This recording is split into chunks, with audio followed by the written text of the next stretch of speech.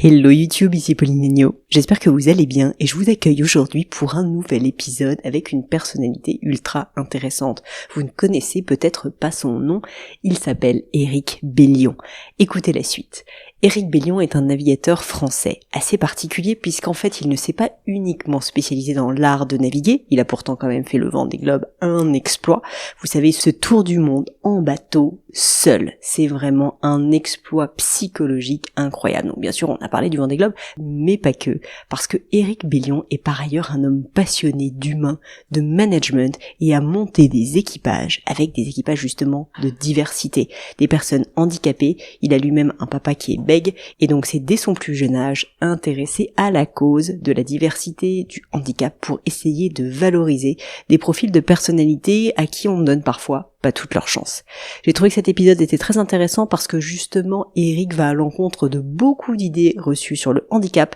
Il ne pense pas qu'il faut que les personnes handicapées soient traitées de manière trop différente. Il faut au contraire qu'elles soient incluses, il faut au contraire qu'elles soient finalement dans la vie d'une entreprise ou dans la vie d'un équipage normal. Bref, j'ai trouvé que c'était une vision très intéressante du monde du handicap et je vous invite à écouter l'épisode jusqu'au bout. Mais je ne vous en dis pas plus, je laisse place à ma conversation avec Éric Bellion.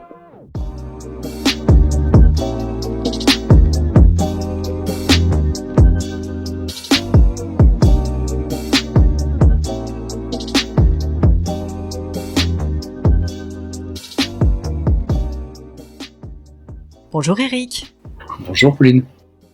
Merci d'avoir accepté ce rendez-vous alors que vous venez de me dire à l'instant que vous rentrez de mer et que j'imagine que vous n'avez pas la tête à faire une interview avec moi, donc un grand merci de prendre le temps. Mais je suis ravi d'être là. Et en plus on a plein de sujets passionnants à aborder. J'ai beaucoup réfléchi à cette discussion Éric, et je voulais commencer par un sujet qui je sais vous tient à cœur, à savoir la diversité. Ouais. Comprendre déjà au départ, qu'est-ce qui fait que vous vous êtes intéressé à ce thème et que surtout vous vous êtes vraiment engagé pour la diversité?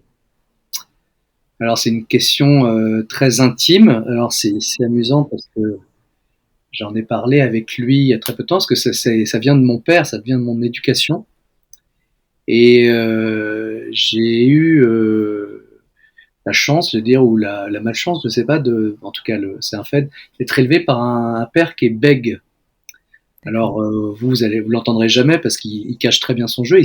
Il a trouvé tout à fait la parade, mais en tant que petit garçon qui entendait la souffrance de son père sur les remarques des autres, de sa famille, des autres sur son bégaiement, et on sait que on peut être cruel par rapport à quelqu'un qui bégait. Et là, vous voyez, rien que d'en parler, ça m'émeut. J'ai grandi avec la détestation des cases. Je ne peux pas supporter qu'on mette quelqu'un dans une case, et en fait ça vient de là. Alors je vous le dis, ça j'en ai pris conscience assez tard, quand j'étais en train de faire le point sur pourquoi je me donnais autant de mal sur ces projets, je souffrais autant aussi parfois, ou pourquoi je m'accrochais autant. Et c'est une discussion avec mon père à l'île Maurice après un record à la voile qui m'a fait pointer du doigt. Alors discussion avec lui parce que justement je lui avais demandé si c'était pas trop dur que je le dise, et il m'a fait une belle déclaration d'amour, mon père. Il m'a dit non, écoute, au début c'était dur, mais en fait ça m'a permis de quelque part en être fier de mon combat. Et voilà, donc c'est quelque chose de très intime. Et en fait, dans ma vie, j'ai peu croisé le handicap, à part celui-ci. Et c'est au moment de faire mon tour du monde à la voile avec mes deux copains, Brice et Hervé, donc j'ai 25 ans. Et tous les trois, on se regarde en disant, on va partir faire le tour du monde à la voile, on a 25 ans, c'est le rêve de notre vie. Il nous faut un projet pour partager le projet, l'aventure avec ceux qui peuvent pas larguer les amarres, c'est ce qu'on s'est dit mot pour mot à ce moment-là. Puis je crois qu'on avait aussi un peu peur de se perdre. Et donc un de nous trois, Brice, nous a dit, écoutez les gars, moi j'ai un truc très simple. Dans ma famille, j'ai deux cousins qui sont handicapés, infirmes moteurs cérébraux. Donc ça serait génial qu'on raconte l'histoire à Clément et Romain. Donc Hervé et moi, on s'est dit, bah ouais, génial, on va raconter ça aux petits cousins de Brice. Et puis, en tirant la peloche, en fait, on a vu que les cousins appartenaient à une association qui s'appelait Passerelle, de 48 familles qui s'étaient regroupées dans une association pour créer un lieu de vie pour leurs enfants quand seraient devenus l'âge adulte. Parce qu'en France, sur le handicap, il y a beaucoup de choses qui sont faites avant 18 ans, mais après 18 ans, il n'y a plus grand-chose. Les familles sont séparées parce qu'on doit mettre les jeunes, souvent en Belgique d'ailleurs, où il n'y a pas beaucoup de centres d'accueil pour adultes. Et donc là, on a découvert donc qu'il y avait 48 familles, les jeunes, et donc on s'est dit, on va faire ce projet-là, on va partager ça avec ces 48 jeunes et leurs familles. Et puis, en fait, on n'a pas partagé l'aventure, on les a incorporés, on a fait l'aventure ensemble. Ils sont venus nous rejoindre sur des escales, et voilà, et c'est parti de là. Et après ça, j'ai jamais arrêté de m'intéresser à la notion de différence plutôt que diversité. Je déteste le mot diversité. Je suis obligé de l'employer parce que quand on parle de diversité aujourd'hui dans notre pays, qu'est-ce que la diversité ? C'est en gros, c'est tout ce qui n'est pas mâle, blanc, à station verticale, quoi. T'es une femme, tu fais partie de la diversité. Si t'es voilà, donc c'est absurde. Donc c'est un mot que je déteste, la diversité. Moi, je parle de différence parce que oui, on est tous différents. Après, c'est qu'est-ce qu'on fait de cette différence ? C'est ça ce qui m'intéresse. Alors justement, j'avais lu une phrase, il me semble, que vous avez dite ou écrite à un moment et que j'ai trouvée très intéressante et je serais curieuse que vous m'en disiez plus. Cette phrase, c'est « Faire et vivre des choses différentes avec des gens différents, c'est là que réside le bonheur. » D'où ça vous est venu et qu'est-ce que vous voulez dire par là ? Est-ce que peut-être il y a un contexte aussi dans lequel vous avez dit ça ? Non, c'est vraiment, là pour le coup, c'est une conviction solidement ancrée, il n'y a pas de contexte particulier.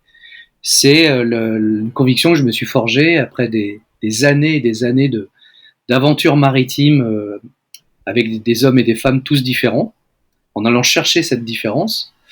Ça a été une quête longue, difficile, avec beaucoup d'erreurs. La première chose, c'est le constat. J'ai fait le constat que la différence n'est pas une richesse en soi. Quand on dit les gens ont toujours plein la bouche en disant mais la diversité c'est une richesse. Ça c'est des conneries. La diversité c'est des emmerdes, c'est des problèmes. Quand on veut construire des choses ensemble, parce que forcément on n'a pas les mêmes points de vue, on n'a pas les mêmes façons de regarder les choses, on n'a pas les mêmes objectifs, et donc ça, d'abord, c'est des problèmes. En revanche, si on met en place une méthode très pragmatique et si on a une volonté farouche, eh bien oui, à la fin, le fait de faire des choses différentes avec des gens différents, c'est ce qui permet de créer, ce qui permet de réussir des choses qu'on peut pas imaginer, et ce qui permet d'être heureux, collectivement. Et ça, je l'ai expérimenté pendant des années, et je l'expérimente encore. Et d'abord, c'est utile et c'est une action. C'est pas un fait. Il faut s'en donner les moyens. J'aime bien cette idée qu'il y a une première étape et que peu de personnes sans doute franchissent, enfin en tout cas ne vont pas au bout de cette première étape qui est l'étape de l'emmerdement, comme vous dites. Et je vois très bien ce que vous voulez dire. Et puis ensuite, l'étape d'après qui est quand finalement on voit avec plus de perspective les choses et qu'on comprend et qu'on voit tout. Donc c'est quand même la richesse que ça peut nous apporter. Est-ce que vous auriez un exemple justement de ce séquençage dont vous pourriez nous parler avec des personnes que vous avez pu côtoyer ? Oui, par exemple, donc après mon tour du monde à la voile avec ces 48 familles, avec ces 48 jeunes handicapés, j'ai décidé de monter un équipage, le premier équipage au monde handi valide à détenir un record du monde. Donc quelque chose qui est fait uniquement pour des grands sportifs valides. Et donc nous, on voulait inscrire notre nom dans ce grand livre qui s'appelle le W2SRC, qui est le livre des records de course au large en équipage. Et cette aventure, moi j'ai voulu recruter 3 sportifs valides, 3 sportifs handicapés, et j'ai fait une énorme bêtise. Parce que j'ai recruté des gens qui n'avaient pas la même vision que moi. Ça a été une aventure extrêmement douloureuse pour tout le monde, une atmosphère à bord exécrable, vraiment une aventure très dure. Et en fait, j'ai compris que j'aurais dû recruter 6 marins. 6 marins avec la même façon de voir l'objectif, la même façon de voir les moyens pour atteindre cet objectif, la même façon aussi que moi j'ai de voir l'implication dans un projet, le même sens de l'engagement, du sacrifice. Et j'ai compris que dans ces 6 marins, il pouvait y avoir 3 sportifs valides et 3 sportifs handicapés. Et j'ai repensé à Saint-Exupéry qui dit que l'essentiel est invisible aux yeux, et c'est vraiment ça. C'est-à-dire que on est tous focalisés sur les différences qu'on voit ou les ressemblances qu'on voit. Celles-là, finalement, n'ont aucune importance. Le plus important, c'est les ressemblances invisibles. C'est en quoi on se ressemble invisiblement, et c'est ça ce qu'il faut aller chercher. Donc dans les valeurs, dans la vision, enfin, ouais. Ça dépend ce qu'on veut faire. Si c'est aimer une personne, ben là, ça veut dire que oui, il faut aller loin dans ce qui est pas négociable pour nous, ce qui est le plus important à nos yeux, ou quand on veut travailler ou monter un club de bridge ou de tennis, j'en sais rien, il y a moins d'implication. Mais en tout cas, c'est définir ce qui est réellement important pour soi. Et ça, c'est des choses sur lesquelles on ne pourra jamais mégoter, sur rien. On ne pourra jamais retirer ça. Mais ce qui est génial, c'est de se dire, à partir du moment où je repère véritablement ce qui est important pour moi, aller chercher des personnes radicalement différentes qui partagent ce fondamental. Ouais. Et moi, c'est ce que j'ai fait. Donc, suite à cette aventure qui a duré quand même 5 ans, très douloureuse, après une thérapie, un divorce, etc., j'ai compris que je devais aller chercher des gens avec ce même fondamental. Alors, j'ai écrit, avec l'aide d'un grand écrivain qui s'appelle Gérard Janichon, une annonce que j'ai fait passer dans les médias qui disait, en gros, j'ai plus l'annonce en tête exactement, mais c'est recherche hommes et femmes pour voyage hasardeux, pas de salaire, vie spartiate, tâches parfois inhumaines, cours des miracles mais trop normal s'abstenir, honneur garanti en cas de succès. Génial. Et en fait, il y a 250 personnes qui nous ont répondu et qui nous ont dit, mais c'est pas que ça me correspond, c'est que c'est moi. C'est la première fois qu'on me définit moi.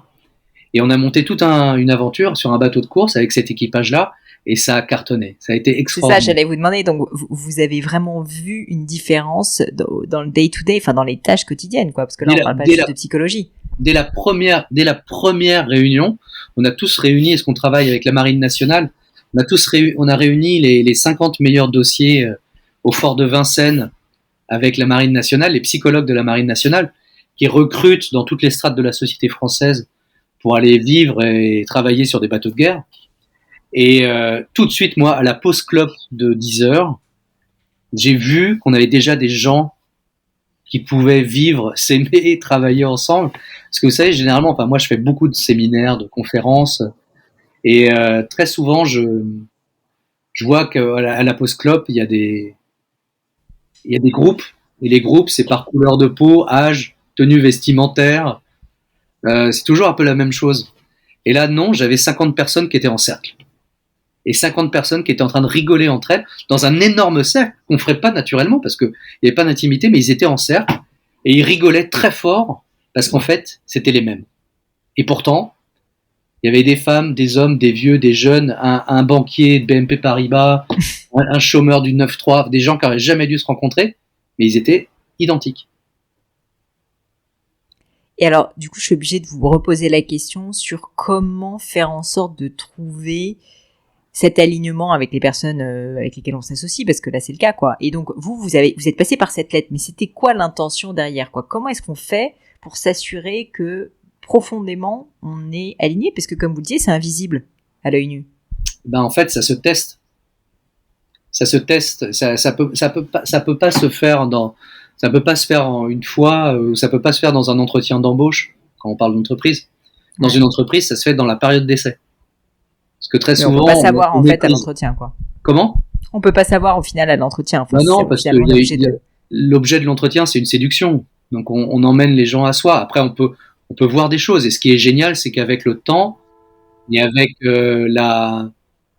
avec on va dire l'expérience, on fait toujours des erreurs, mais on en fait de moins en moins. Et on repère. Et moi, je sais qu'il y a des choses que je repère de plus en plus vite.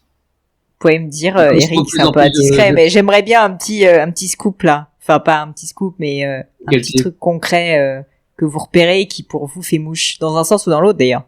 Bah déjà le sens de l'écoute. Ça c'est très simple à avoir. Quelqu'un qui écoute pas, ça se voit très très vite. Euh, la façon de se voir aussi. Les gens qui se voient tels qu'ils sont, pour moi, sont des gens très importants. Enfin, c'est une qualité première. Ça aussi, on arrive à le voir un peu vite, mais on peut encore tricher. La Qu'est-ce ponctualité. que vous voulez dire par et je suis désolée, je vous ai interrompu, mais la manière de se voir, c'est-à-dire la personne, comment, quelle est sa vision d'elle-même, c'est ça? Ouais, je Et ça, pense c'est que hyper intéressant, mais comment vous l'observez? Parce que je trouve que c'est pas évident quand même de comprendre ça. en fait, c'est certaines questions que l'on pose sur les réalisations passées, sur la façon où les gens peuvent poser aussi leurs défauts, ce qu'ils ont à travailler. Souvent, on reçoit c'est toujours une bonne question, les défauts et les qualités. Hein. On voit qu'il y a beaucoup de gens qui ont des réponses bateau, mais savoir, il y a des défauts, de temps en temps, ça nous met vraiment la puce à l'oreille, et puis on le revalide dans l'entretien, dans la façon dont les gens voient leurs erreurs passées ou ce qu'ils ont appris de leurs erreurs. Mais c'est sûr que c'est plus avec le temps et dans la période d'essai, dite d'essai, qu'on voit ça. Et comment Et, est-ce que vous avez géré, je suis pardon? désolée, comment est-ce que vous avez géré quand vous étiez dans la situation où vous aviez recruté des personnes, enfin recruté, parce que oui, c'est une forme de recrutement, des personnes qui étaient des marins, avec lesquels vous avez bossé en plus pendant 5 ans, et quand vous réalisez au bout d'un moment que ce ne sont pas les bonnes personnes, ou peut-être que vous en avez pas conscience tout de suite, mais vous constatez qu'il y a des frottements, il y a des frictions, ça fonctionne pas de manière extrêmement fluide. Quelle a été votre réaction à l'époque? Et peut-être une meilleure question, c'est qu'est-ce que vous feriez différemment maintenant? Je ferais tout différemment. Déjà, je me suis accroché à des personnes avec qui je savais que je ne pouvais pas travailler. Ou alors, il fallait que je fasse tellement d'efforts, et elles aussi, que ça servait à rien. Enfin, c'était. Puis, alors, je vais vous donner un exemple. Un des équipiers, on était un équipage de sportifs valides et handicapés à parité qui s'appelait le défi intégration. Donc notre objectif, et moi c'était ma philosophie, c'était que on ne s'interdisait rien, c'est-à-dire que toutes les activités, toutes les disciplines du bord étaient ouvertes à tout le monde, qu'importe le handicap en fait. Et à partir du moment où on partait sur cette base, après on adaptait en fonction des spécificités de chacun. Par exemple, il y en avait un qui était paraplégique, on n'allait pas lui demander d'aller courir sur le pont pour aller manœuvrer les voiles à l'avant. C'était compliqué. Et encore, moi j'ai connu des paraplégiques qui étaient capables de se déplacer très vite sur les fesses et de faire énormément de choses. Mais on peut se découvrir aussi qu'une personne qui est très sportive est claustrophobique. Voilà, en fait, on a des tas d'idées préconçues, encore ces satanées cases, où on confond en fait ce qu'on voit et avec la fragilité ou la force. Donc, il y avait à Gaillard, chez nous, un grand Gaillard que j'avais recruté, qui était super costaud. Il faisait du hip-hop en fauteuil, il était moniteur de voile, et donc quelqu'un de très très solide. Et en fait, à chaque entraînement qu'on faisait, moi je poussais toujours mon équipage à aller plus, je les poussais peut-être maladroitement, mais en tout cas à donner le plus possible, parce que je suis assez exigeant avec moi et avec les autres. Et à chaque fois que je le poussais trop, il me disait « Attends Eric, je vais te couper les jambes, tu vas voir ce que ça fait. » Et en fait, cette personne-là, même si elle me disait oui, elle disait non, en fait, concrètement, au projet, qui était d'être sur un pied d'égalité, et que en rien, nous, il y avait personne d'handicapé dans cette histoire, et que le handicap était à la porte de l'aventure. Et lui, en fait, lui se voyait, il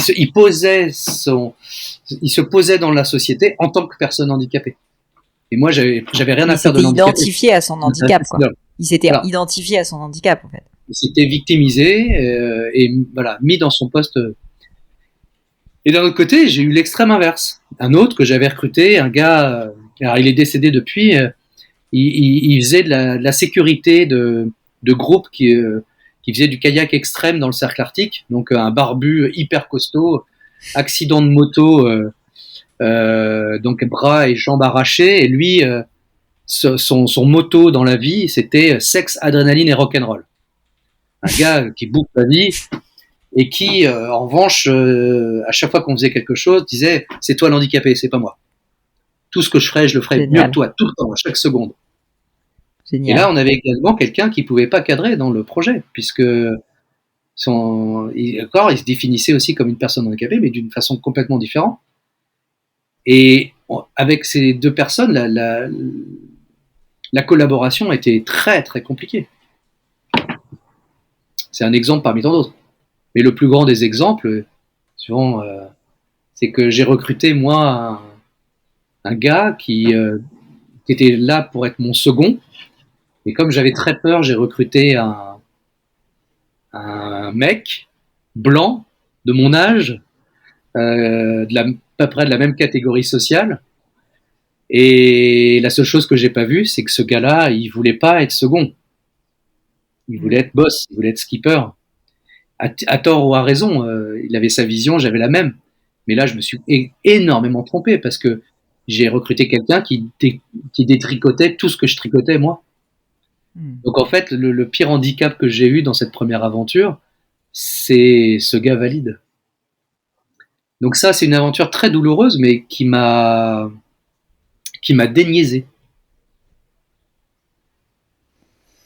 Je vous remercie d'avoir partagé parce que, en fait, je trouve qu'on comprend très bien. Alors, je fais énormément de parallèles, j'avoue, avec le monde de l'entreprise, c'est fou. Oui, c'est même si vous l'avez vécu avec une intensité, je peux imaginer qu'il n'a rien à voir, donc c'est d'autant plus fort. Et je peux imaginer que les enseignements, vous les avez bien pris.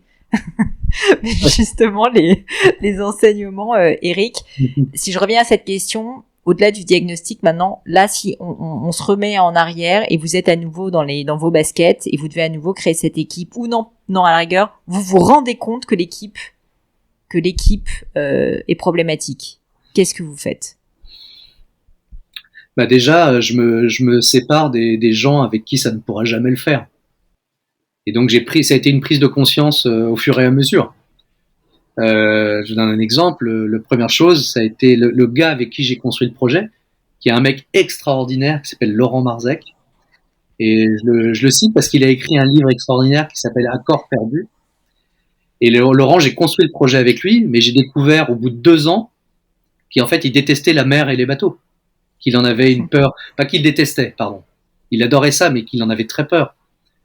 Et donc, la première chose, c'était de dire à Laurent qu'on pouvait pas continuer ensemble, ce qui était très douloureux pour moi et pour l'équipe, parce qu'on avait tout construit ensemble.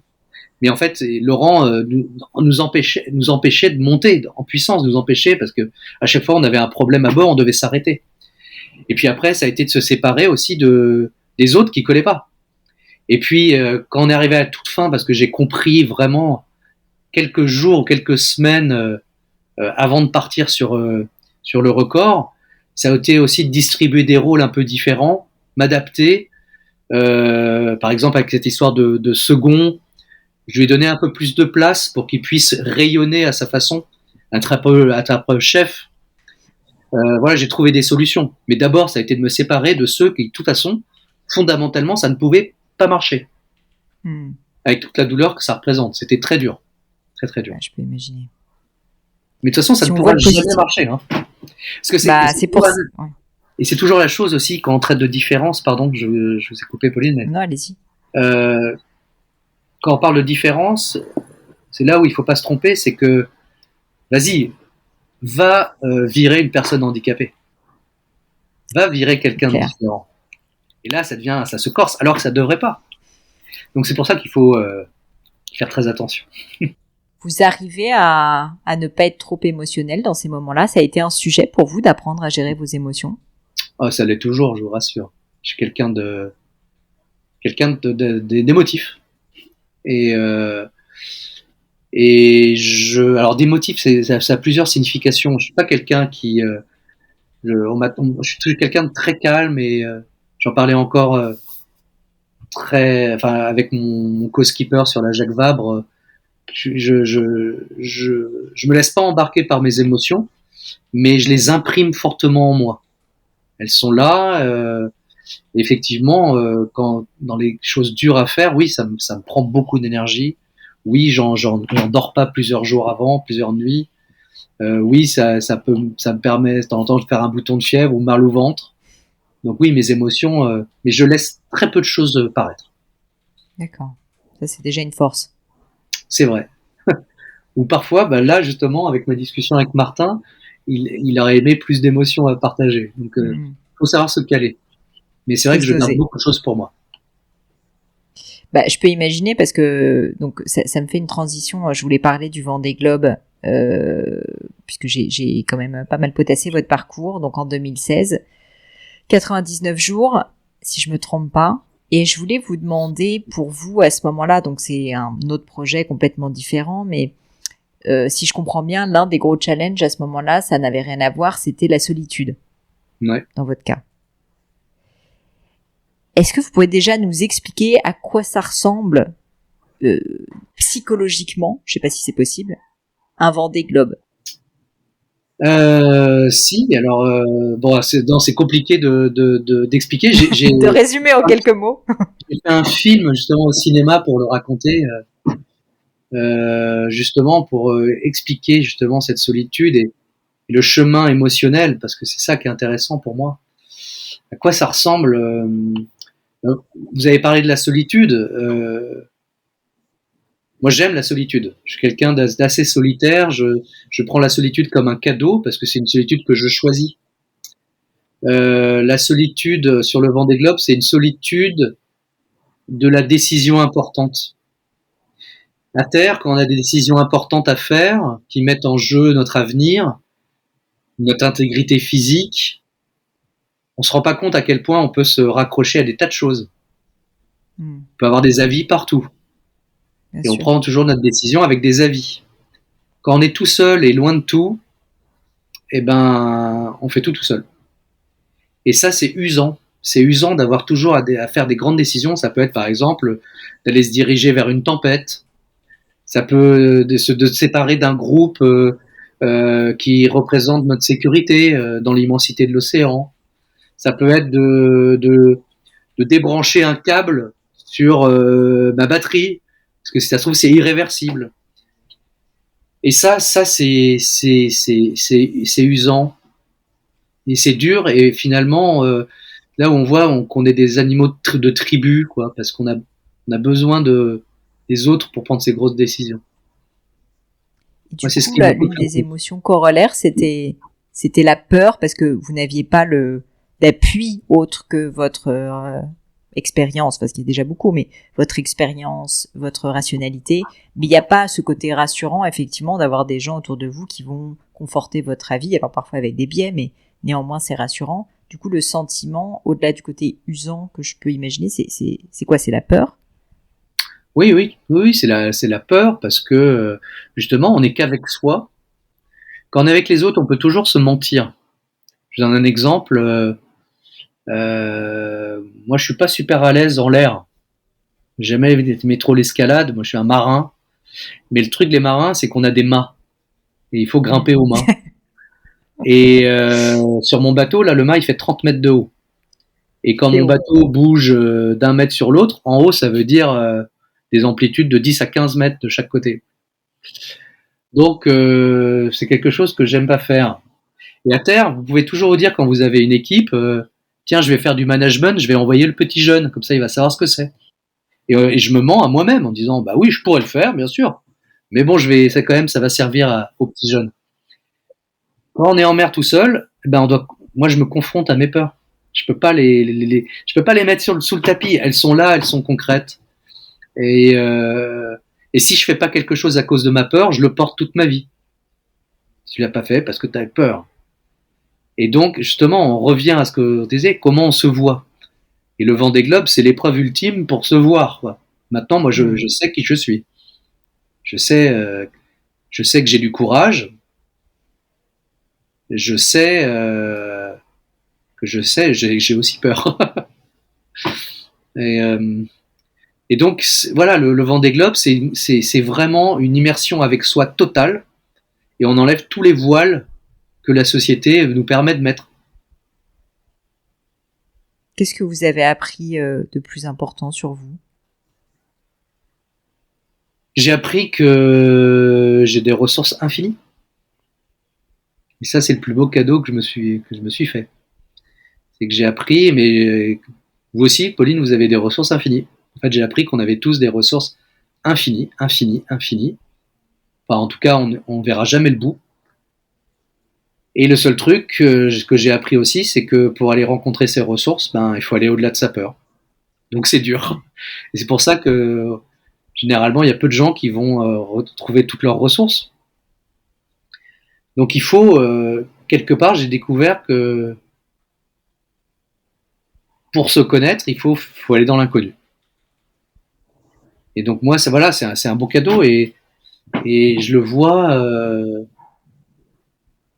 J'ai une petite fille là, que j'ai eue il y a un an et demi maintenant. Et je suis très heureux de l'éducation que je lui porte aujourd'hui. Je pense que j'ai enlevé beaucoup, j'ai enlevé beaucoup de peur dans la transmission que je lui fais. Je pense qu'elle va être beaucoup plus libre que moi.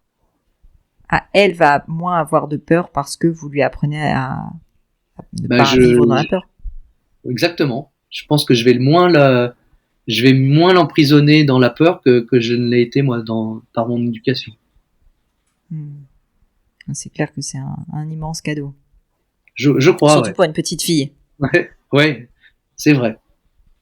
J'ai vraiment envie qu'elle se rende compte que tout est possible. Est-ce que vous avez eu, à un moment donné, peur de mourir sur le Vendée Globe? Ou ailleurs, d'ailleurs, dans votre carrière, dans votre vie? Oui. Alors, c'est une peur fugace. En y pensant... Alors, en fait, il y a deux peurs. Il y a deux types de peur de mourir. Il y en a une dans la catastrophe qui m'assaille. Plusieurs fois, en rentrant du Vendée Globe, à la fin, j'ai affronté un cyclone à plus de 80 nœuds de vent, ça fait 160 km/h de vent, donc la mer est toute blanche d'écume. Et mon bateau a fait de grosses embardées et je me suis retrouvé plusieurs fois couché sous l'eau. Et là, plusieurs fois, j'ai hurlé en pensant que j'allais mourir. Donc j'ai hurlé à la mort. Et là, qu'est-ce qu'on fait dans ce genre de cas? Faut juste tenir. Enfin, faut juste pas abandonner. C'est quoi le... Je sais pas si vous arrivez à vous en rappeler parce que... Oui, si, je m'en rappelle très bien. Quand j'avais une vingtaine d'années, j'ai fait un cours de plongée. Vous savez, ce qu'on vous apprend dans la plongée, c'est quand il y a un problème, c'est stop. Donc quand il y a un problème, qu'on commence à être en panique avec le masque, l'oxygène, etc., et que la panique commence, et le moniteur fait stop. Donc c'est stop. Et moi, ça, j'ai gravé ça en moi. Donc dès que c'est la panique, évidemment, la panique, je la reçois et je suis en panique, mais tout de suite, je m'arrête, je dis stop, tu réfléchis. Et en fait, ça retombe tout de suite parce qu'il n'y a pas le choix. Donc je fais stop et après, je trouve dans l'action. C'est pour ça que cette peur de mourir, elle est très fugace. En revanche, sur le Vendée Globe, pendant toute la première partie, le premier tiers de la course, comme c'était la première fois que je faisais du solitaire, je ne savais pas dormir. Et donc j'ai passé 40 jours sans savoir dormir.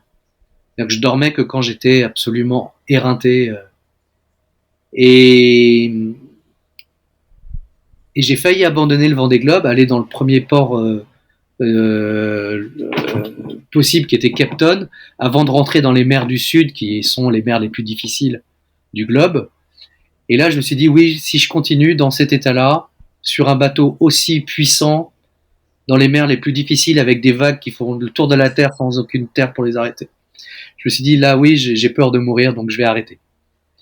J'ai eu cette peur-là en me disant, je vais me tuer.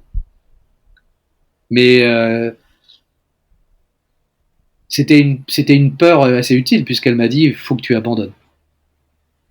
Après, je me suis rendu compte qu'il fallait que je continue. Mais c'est ça, parce que vous n'avez pas abandonné, vous n'êtes pas arrêté à Cape Town.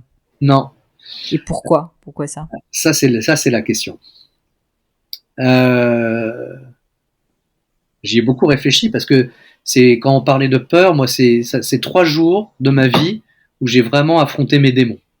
où la peur me disait d'arrêter, où je prenais plus aucun plaisir, je pleurais toutes les heures. Et j'avais beau recevoir des messages de tout le monde en me confortant, en me disant Eric, tu sais faire, mais t'as oublié parce que t'as peur. Mais bon, moi, j'étais dans mon bateau qui est très, très, très anxiogène, dans un océan qui me laissait aucun répit. Et en fait, la clé, je l'ai eue.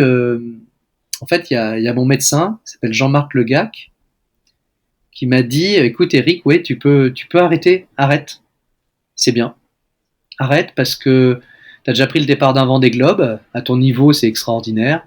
Tu seras allé au bout de ce que tu pouvais faire. Et puis arrêter pour pas mettre sa vie en danger, ça, c'est du courage. Et donc, j'ai commencé à voir l'abandon d'un œil neuf, d'un œil pragmatique. Et donc, j'ai imaginé ma vie après l'abandon. Et je me suis rendu compte que c'était pas envisageable.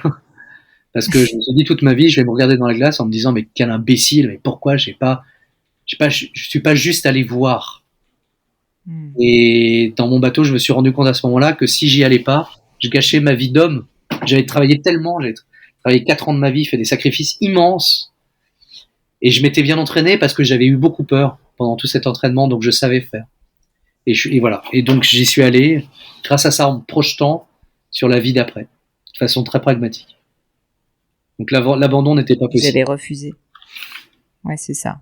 L'abandon n'était pas possible, alors même qu'il vous appelait de toutes ses forces. Ouais. Mais c'était la peur qui parlait. C'était la peur qui parlait et la peur, il faut s'en faire une alliée. Et quand on la comprend pas, on se bat contre elle. Moi, je me suis longtemps battu contre elle. J'ai longtemps vécu ma passion de la mer par le prisme de la peur. C'est-à-dire que quand j'allais en mer, j'allais combattre ma peur. Et c'est un combat qui est vain parce que la peur gagnera toujours.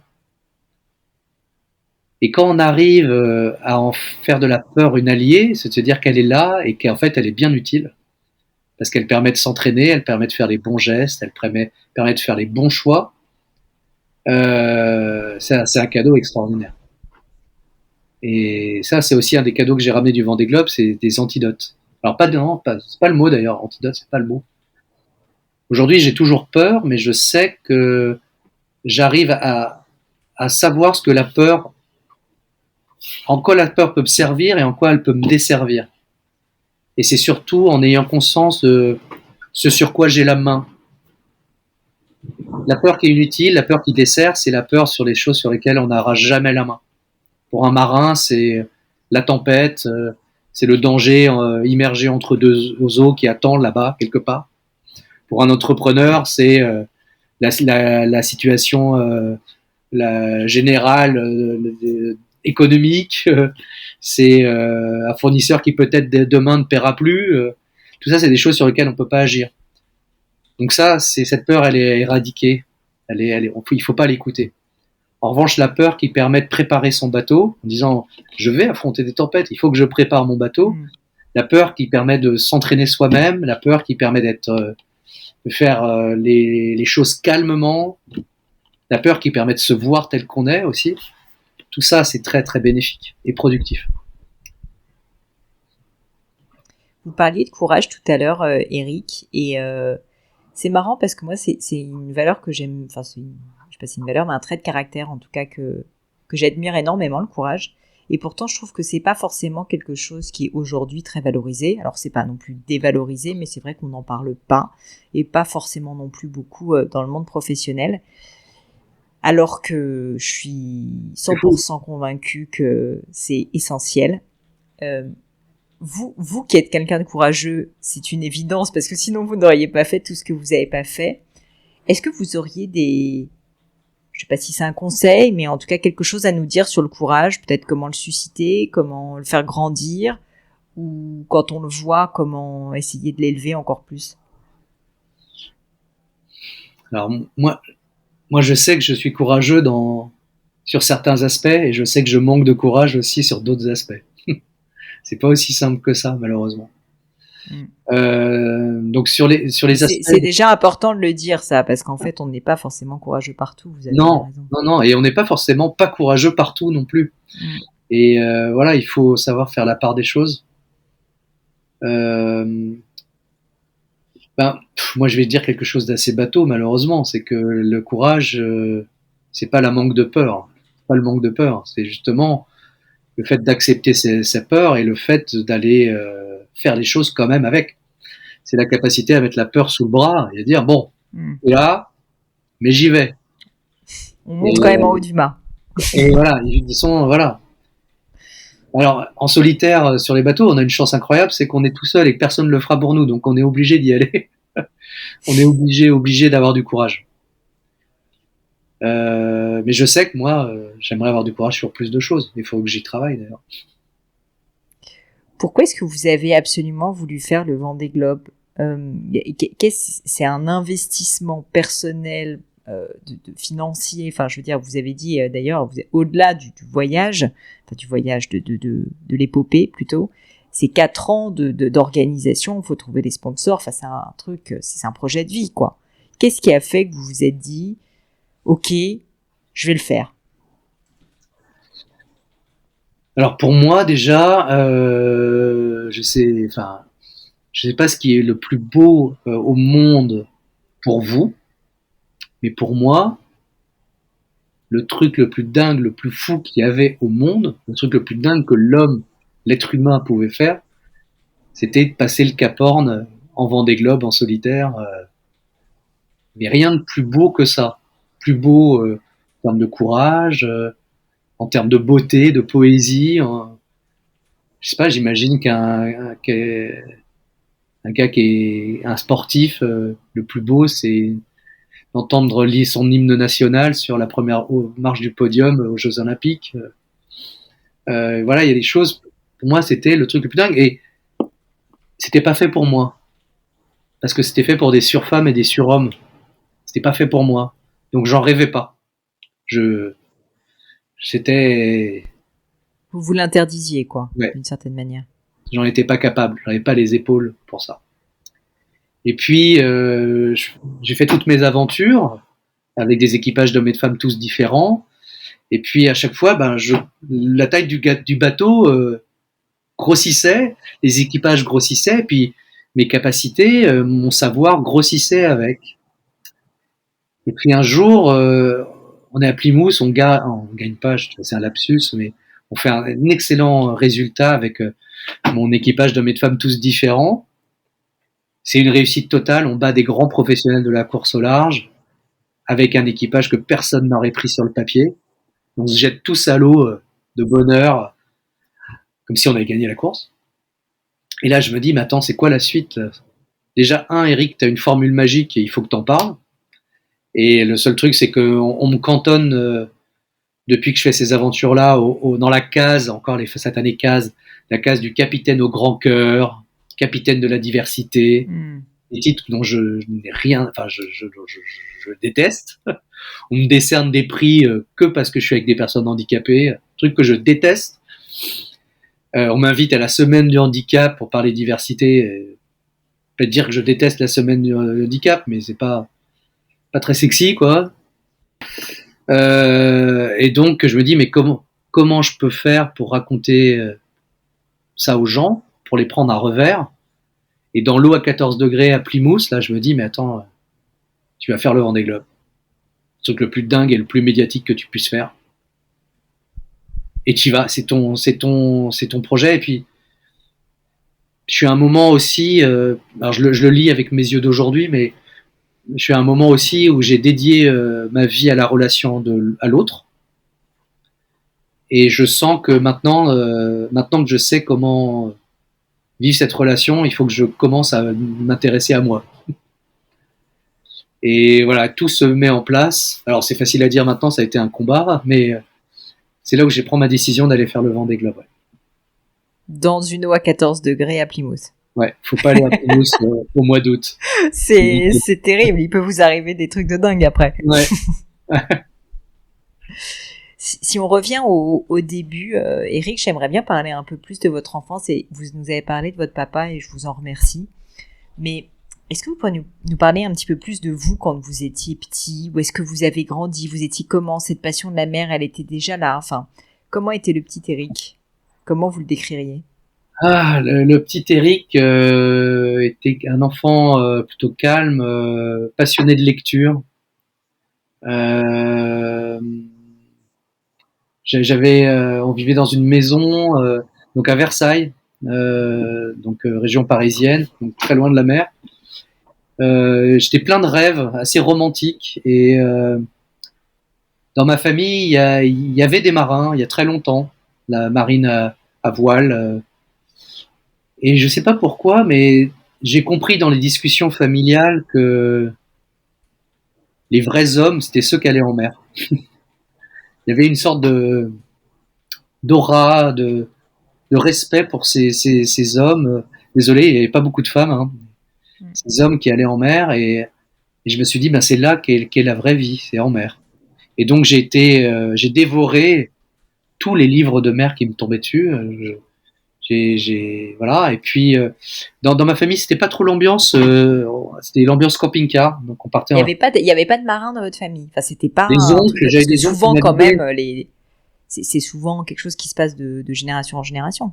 Ben il y avait cet univers marin. J'ai des oncles qui naviguent, mais dans ma famille, mon père a navigué quand il était jeune, mais ça n'a pas marché dans la famille. On naviguait pas. Et en fait, mes parents, comme c'était pas leur truc à deux, la voile, c'était camping-car, une sorte de bateau sur route, quoi, sur roue.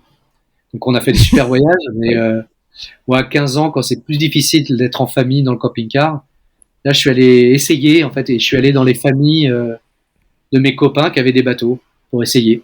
Et en fait, j'ai adoré ça. Puis j'ai jamais cessé de naviguer. Mais j'ai commencé Vous avez tard. eu un espèce de coup de foudre, en fait, alors que c'était de la plaisance et que c'était presque amical, si je comprends bien, parce que c'était avec vos amis.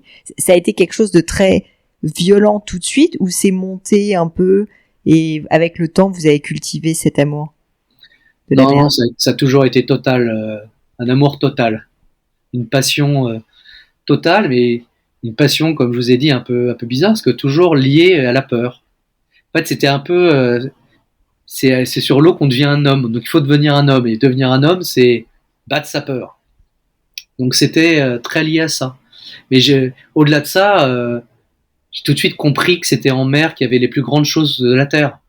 J'ai compris qu'en mer, il y avait les ciels étaient plus beaux, les levées de lune étaient plus beaux, les couchers de soleil étaient encore plus beaux que voilà. Quand je fais une balade depuis toujours, je me retrouve toujours au port, quoi. Une destination. Enfin voilà, c'est la mer m'aimante. J'ai ça dans le sang. J'ai essayé plusieurs fois de me sortir de ça parce que c'est une passion extrêmement dure parce qu'elle est coûteuse. Donc on travaille beaucoup pour pouvoir aller en mer, mais j'ai jamais pu m'en sortir. Et je dis souvent que j'ai la malédiction des marins, c'est que toutes les grandes choses sur Terre se passent en mer. Il y a eu un moment où vous vous êtes dit, dont vous vous rappelez peut-être, j'ai envie d'en faire ma vie et mon métier, parce que c'est une chose d'avoir une passion, et puis de décider d'en vivre, ce qui n'est pas aisé en plus sur une passion comme celle-ci, c'est une autre paire de manches. Ouais, c'est une autre paire de manches. Et là, j'ai été beaucoup aidé par les rencontres. Il y a un homme qui compte beaucoup pour moi dans la vie, qui m'a beaucoup aidé, qui s'appelle Gonzague de Blinière, qui m'a aussi permis de me lancer. Puis voilà, au début, ça a été quelque chose que je faisais en amateur.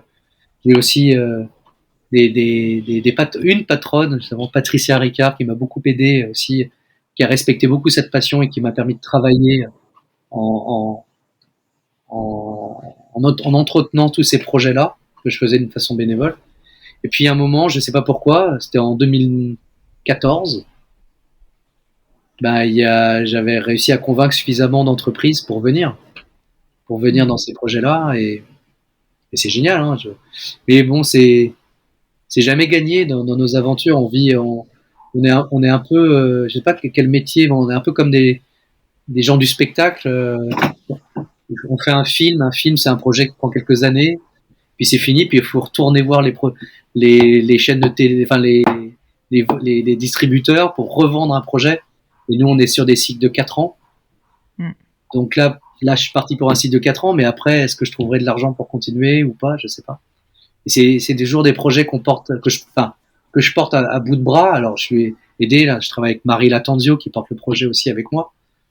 Et, mais si on n'a pas cette niaque absolue d'aller vendre des choses, de prendre tous les risques aussi pour aller les vendre, il se passe rien. Et parce qu'on est des projets très risqués. Et moi, je dis souvent, si moi je suis pas prêt à prendre tous les risques pour faire ces projets-là, je peux pas attendre que les autres prennent un risque.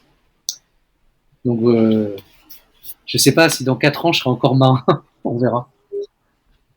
Et à chaque fois, il faut se réinventer. Chaque fois, il faut avoir une bonne raison. Et surtout, moi, je suis de ceux qui n'acceptent pas de faire 2 fois la même chose.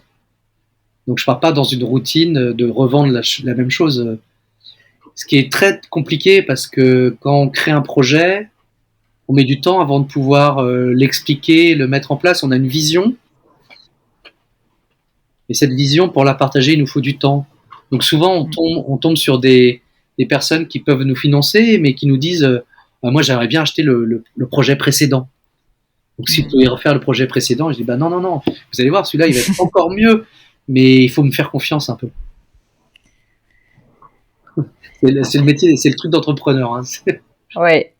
Non, mais c'est ça qui est intéressant, c'est qu'il y a l'aventure et puis il y a aussi la partie concrète de donner envie, de réussir à convaincre, alors que c'est des projets fous quand même, quoi. Ouais, et qu'on est en construction pendant qu'on vend. Ouais. Et on sait très bien quand on entreprend que, c'est une phrase que j'aime bien, c'est comment on dit déjà, c'est ce que je découvre qui m'apprend ce que je cherche. Ouais. Alors, vous me faites une belle transition d'ailleurs, Eric, parce que à la fin du podcast, à chaque fois, j'ai des questions qui sont un peu perso. Vous allez voir, j'appelle ça mon crible. Et la première de ces questions, alors vous y avez peut-être un peu répondu, donc vous pourrez passer plus rapidement si jamais vous estimez que c'est fait, mais je la pose quand même. Est-ce que vous avez vécu dans votre vie un grand échec dont vous pourriez nous parler?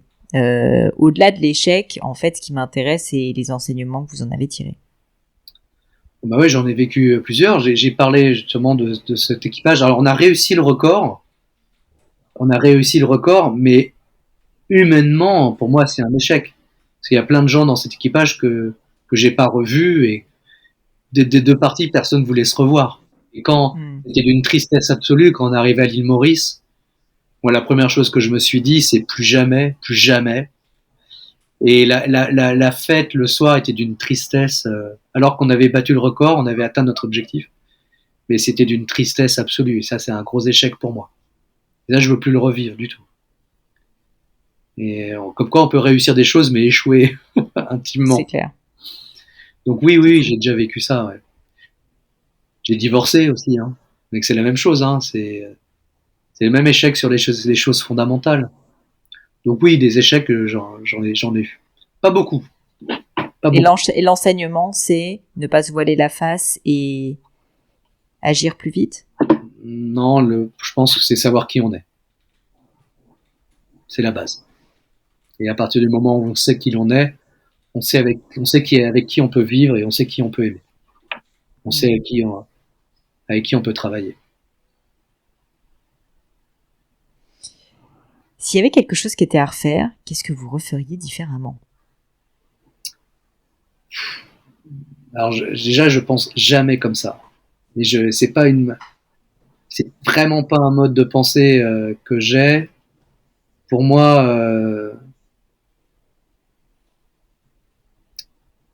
je fais face à tellement de difficultés que j'ai pas le luxe de me poser cette question. Et comme je me suis pas encore arrêté dans ma vie, j'essaie de pas refaire les mêmes erreurs, mais je me dis pas, tiens, si je l'avais refait, comment je ferais si j'avais pu recommencer à ce moment-là? Je me pose pas ça. Bah c'est plutôt sain. Ça veut dire que vous ressassez pas, quoi. Vous êtes dans le futur. Et je me pousse même à ressentir aucun énervement. C'est comme ça. What else? Allez, on avance. C'est quoi la suite? Parce que si je fais pas ça, je tombe. Euh, donc c'est apprendre sans se dire, de toute façon c'est impossible, le temps est passé, le temps est passé. Donc et d'un autre côté, vous voyez, je pourrais dire, si c'était à refaire, l'équipage de ce record, j'aurais pris des gens justement qui me ressemblent, tous les points fondamentaux pour moi. Mais d'un autre côté, tout ce que je vis aujourd'hui, tout ce que je raconte aussi dans mes conférences, etc., ça vient de cet échec-là. Bien sûr. Une chance incroyable, incroyable d'avoir vécu ça. Et je suis heureux de ne pas avoir lâché. Alors que sur le moment, je me dis, mais pourquoi j'ai continué? Et je suis heureux de ne pas avoir lâché. D'avoir fait l'erreur jusqu'au bout. Donc on fait rien différemment, au contraire, faut faire. J'aime bien cette phrase. Faut faire les erreurs jusqu'au bout. Je sais pas si c'est un conseil. Autant faut savoir je le prends comme un conseil quand même. Ensuite, troisième question. Qu'est-ce que vous trouvez beau? Ça peut être au sens vraiment premier, quoi, vraiment esthétique, ou ça peut être au sens intellectuel, émotionnel. La mer. Je me doutais que vous alliez dire ça. Non, mais il y a plein de choses que je trouve beaux. Et alors la mer, il y a une mer en particulier qui vous touche? Oh non, toutes les mers. La mer est toujours changeante. Regardez.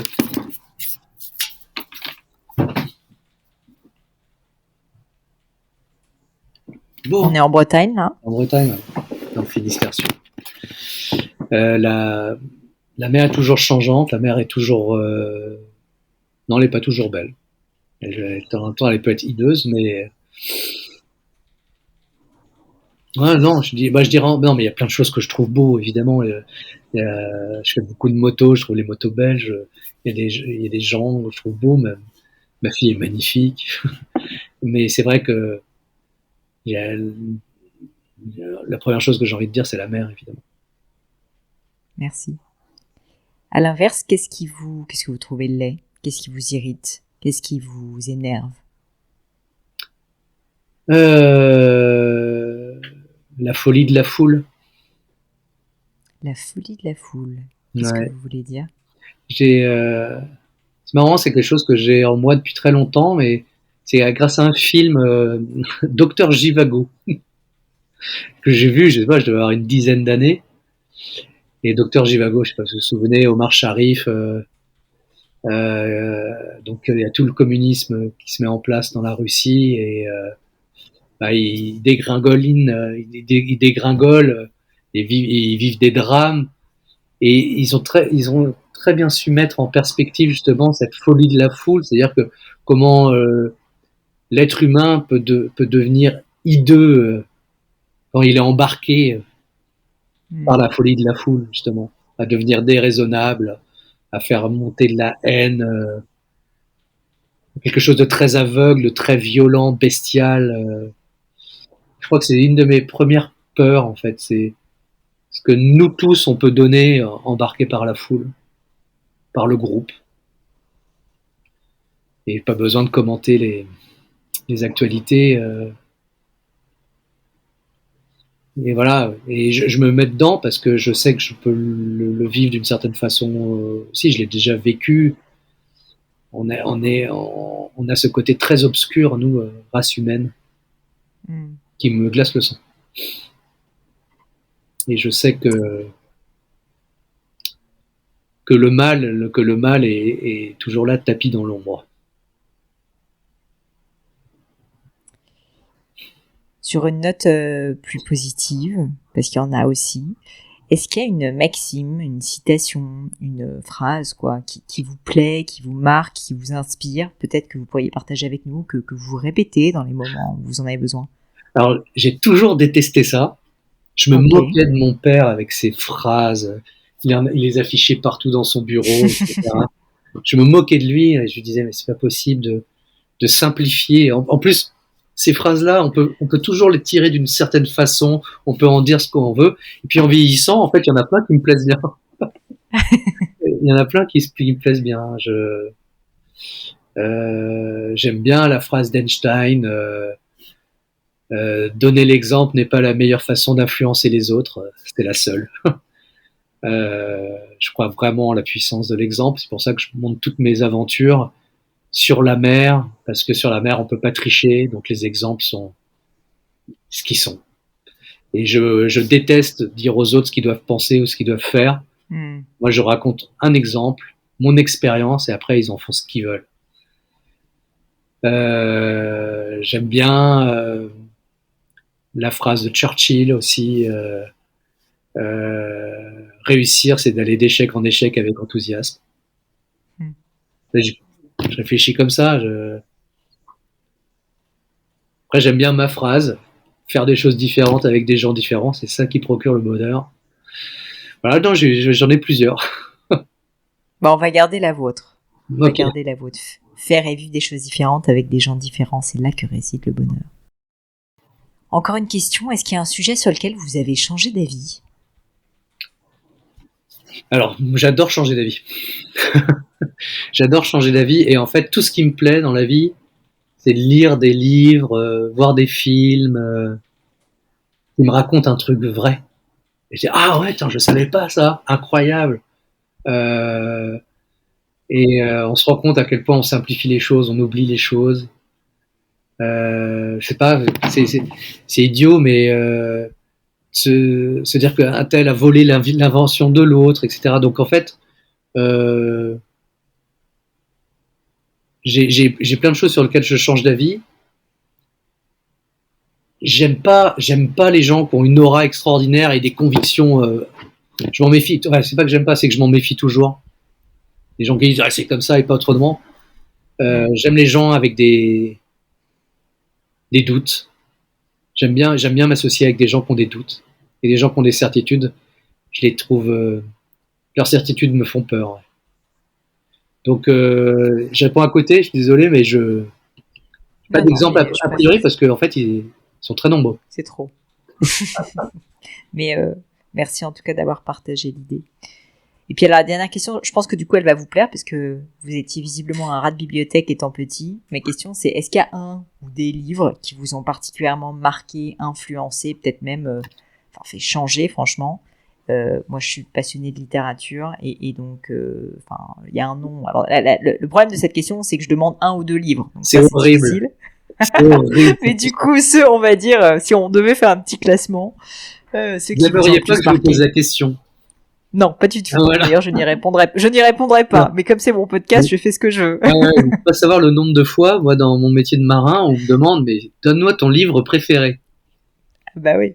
Non, mais je vous demande pas le préféré. Le préféré. Je vous demande celui qui vous a le plus marqué, que vous avez envie de recommander. J'ai noté, j'ai lu dernièrement un livre génial, qui est le dernier Sorge Chalandon, L'Enragé, que je conseille fortement. J'adore Sorge Chalandon, un livre qui se passe à Belle-Île sur une insurrection d'un pénitencier d'enfants, absolument génial. Et après, moi, je vais parler d'un livre qui revient malgré lui souvent dans ma tête. Et ça, je le choisis pas, c'est comme ça. Je crois que c'est ceux-là que j'aime, c'est ceux-là que je veux en général. Ouais, je m'en doute. C'est lui qui s'invite souvent dans mes pensées. C'est Les Bienveillantes de Jonathan Little. Est-ce que vous pourriez nous en parler? Pourquoi? Comment est-ce qu'il revient? Bon, c'est un livre très douloureux à lire. Je crois que j'ai lu 300 pages. Il en fait 1200 ou 1300, je sais pas. J'ai dû le donner d'ailleurs. Et je me suis arrêté à 300 parce que je n'arrivais plus à le lire. J'ai lu plusieurs bouquins et je l'ai repris. C'est un livre sur le bien et le mal. Et sur comment le bien et le mal sont la même chose en fait. Et j'ai donc à chaque fois que je pense au bien et au mal, ce qui m'arrive très souvent dans la vie, je pense à ce livre qui vraiment met le doigt d'une façon remarquable. Et j'ai souvent en tête cette question qu'il pose, parce qu'il fait parler Rudolf Höss, donc, qui était le patron d'Auschwitz, en nous racontant que combien Rudolf Höss était aimé de sa famille, aimé de ses proches, un homme remarquable, bien sous tout rapport. et qui, entre 8h30 et 17h30, tuait des centaines de milliers de gens, des millions de gens. Est-ce qu'un patron d'une ONG remarquable qui serait horrible avec ses proches, humiliant, etc., quel est le bien, quel est le mal? Il y a peu de débat, évidemment, il ne faut pas tuer les gens, mais je trouve que c'est... Quand on s'intéresse à cette notion de bien et de mal, et quand on essaie de voir quelle est la frontière entre les deux, c'est vertigineux. C'est vraiment vertigineux. Donc, voilà, je pense souvent à Jonathan Little et je trouve ce livre absolument fou. Je vous remercie Eric de m'en avoir parlé. Je vais le mettre dans les notes de l'épisode. J'invite évidemment toutes les personnes qui nous écoutent à le consulter, à le lire, même si c'est pas une lecture facile. C'est pas une lecture facile, voilà. Ouais. Mais qui vaut clairement la peine. Oh oui. Eric, je vous remercie 1000 fois d'avoir pris le temps. C'était passionnant. On a parlé de peur, de courage, de bien, de mal, de sommeil, de solitude, de différence et non pas de diversité. Je peux pas résumer cet épisode en quelques mots, mais je vous remercie parce que vous êtes confiés vraiment énormément et pour moi c'était super et pour l'audience, je suis sûre que ça va l'être également. Si jamais justement on veut vous soutenir, si jamais on veut vous suivre, il y a beaucoup de personnes qui écoutent ce podcast qui peut-être ont la capacité justement de vous soutenir. Comment est-ce qu'on peut vous contacter, se mettre en relation avec vous? Sur tous les réseaux sociaux, Stan Azwan ou Eric Bellion, ou alors je peux vous communiquer mon adresse mail, il n'y a pas de problème. Eh ben écoutez, on va partir déjà dans un premier temps sur les réseaux sociaux, donc LinkedIn, Instagram, Facebook, la totale, Eric Bellion. Je mettrai les liens évidemment dans les notes de l'épisode, comme ça on vous retrouve facilement. Et moi je vous remercie 1000 fois. J'ai bien envie maintenant d'aller prendre un bateau et de partir en mer. Et de peut-être passer un petit peu de temps seul aussi. Ça m'a fait réfléchir tout ça. Merci 1000 fois Eric.